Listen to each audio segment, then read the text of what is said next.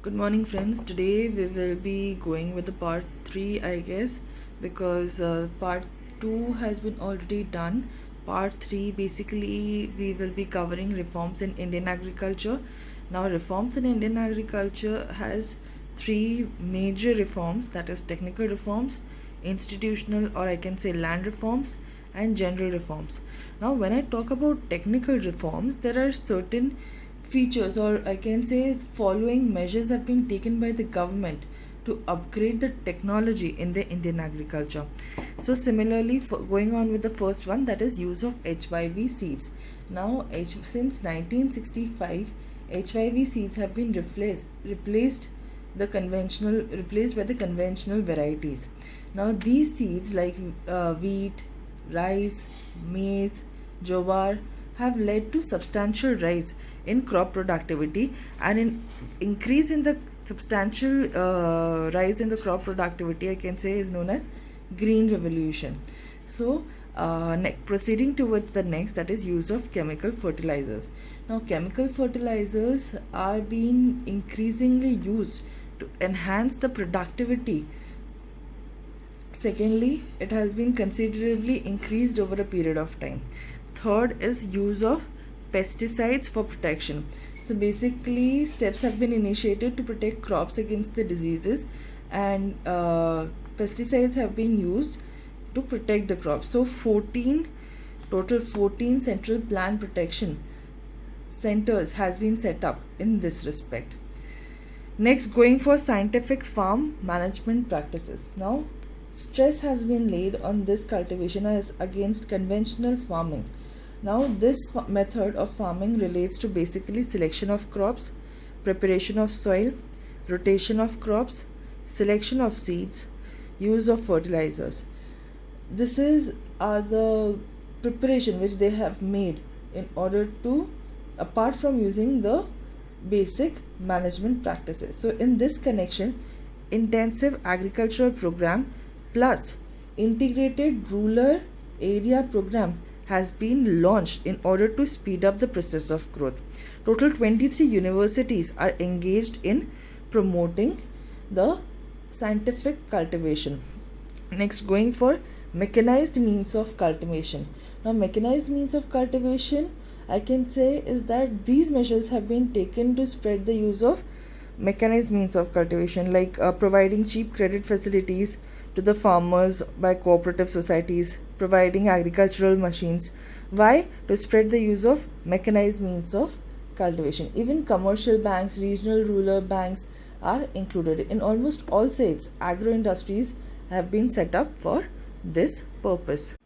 Now proceeding towards institutional reforms, or I can say land reforms. This action plan of the government with regard to land reforms includes the following steps.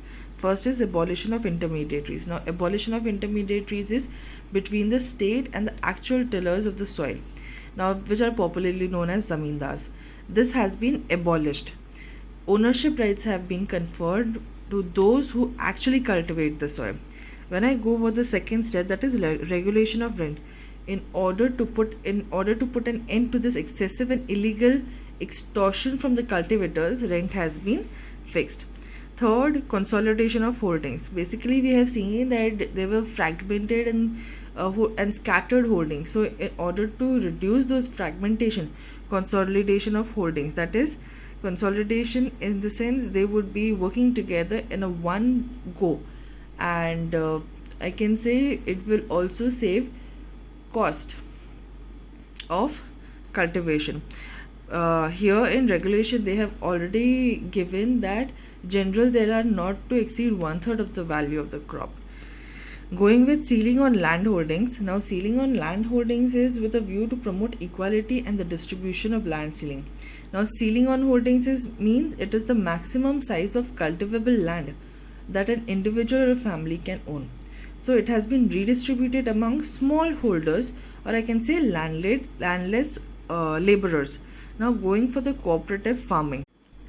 Last is cooperative farming. Now cooperative farming is encouraged to enhance bargaining power of the smallholders.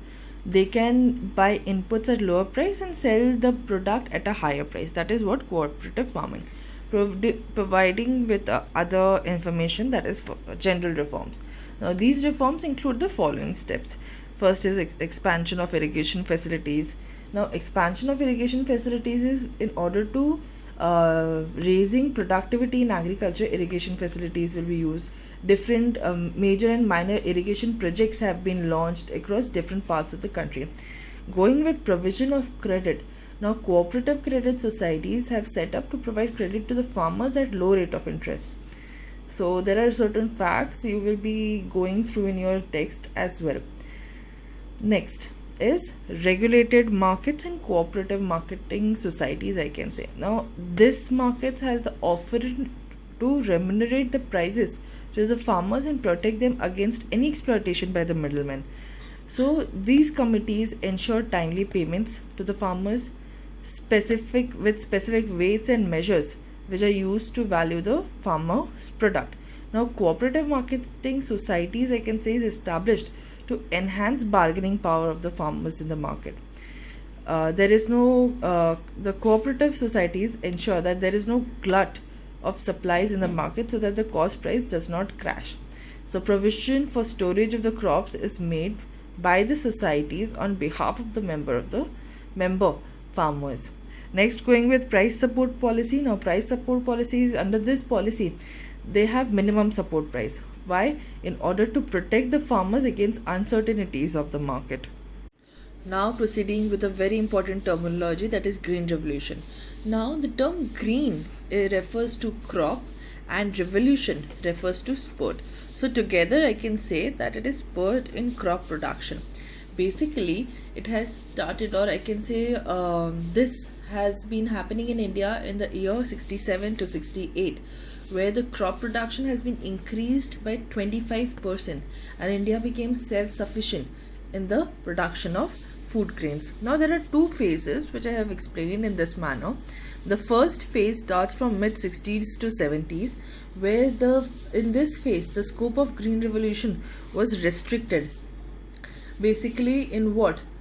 In wheat and rice growing regions of the country. The states include Punjab, Haryana, Andhra Pradesh. In the second phase, that is mid 70s to mid 80s, it was the impact which became widespread, covering most of the areas of the countries and large number of crops. So we have already seen the features like spurt in crop production, subsistence rise in acreage, shift from subsistence farming to commercial farming, change in farmers' outlook, self-sufficiency in food grains. Now going on with the limitations. Now I can say limitation. Why? Because the green revolution had given whatever the achievements, it had parallel consequences, or I can say the parallel limitations which have been of green revolution. Now going on with first, that is limited crop. Now in this limited crop, revolutionary rise in output were confined mainly to the production of few food grains like wheat and rice. Then there had been no similar rise in the production of pulses and commercial crops like jute, cotton, tea. When I talk about uneven distribution, or I can say uneven spread, I have already mentioned the states like Punjab, Haryana, Maharashtra, Tamil Nadu had been a remarkable impact. But in eastern UP, Bihar, Madhya Pradesh, Odisha, its impact was relatively insignificant. Going on with the third, that is limited farming population. Now limited farming population is the bulk of the farming population in India consists of small and marginal farmers. The gains of green revolution has eluded to these farmers because HYV technology require expensive inputs which are beyond the reach of marginal farmers. Basically this had an impressive terms in overall rise in output, but actually the results of green revolution are found to be impressive, but it was not. In the last, that is economic divide, we have already seen that in green revolution the economic divide, that is the gulf between the rich and the poor farmers, has substantially risen over times. Poverty is widespread and indebtedness is extremely high. Loan waivers are frequently offered, yet there are n number of suicides among farmers which are emerging due to these challenges. Now we have a question that does India need another green revolution? That is obvious because our productivity standards are extremely low as compared to the nation. Food grain stocks are at the point of uncertainty. The farmers continue to be exposed to uncertainties of the market. And last is the loan waivers are becoming a recurring compulsion. So that's it for today. If you have any doubt, to let me know. Thank you.